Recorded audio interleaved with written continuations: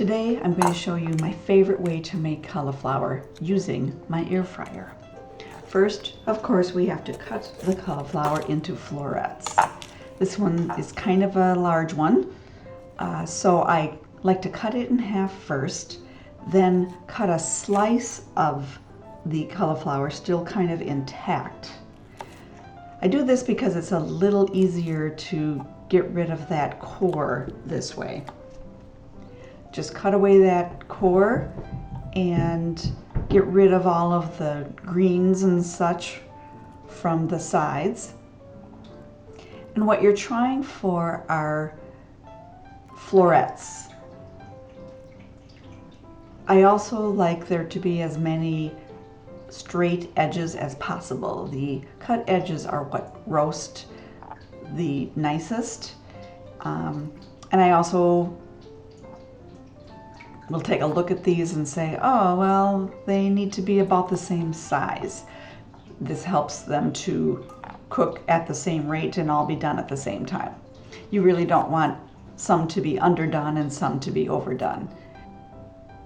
You can see this one, this felt like the stem was a little too thick, so just cut that one a little bit more. This last piece of the half, I then just flip over and cut more slices from it.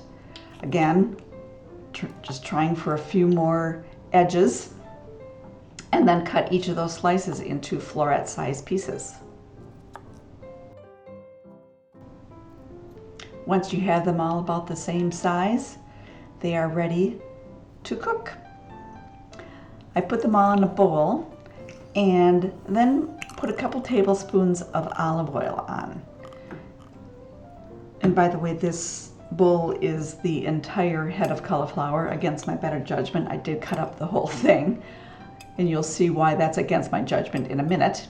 When you add it to the air fryer basket, in a perfect world, these would be spread a little bit farther apart, but we can make this work. I just like to hit it with a little bit of salt and pepper for seasoning, and then these are ready to go in the air fryer. The cycle is 30 minutes at 400 degrees.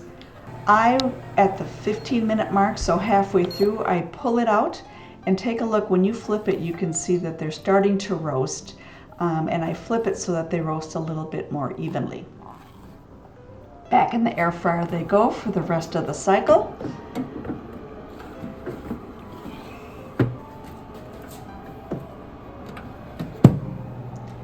And once the cycle's done, they're lovely and roasted and ready to eat.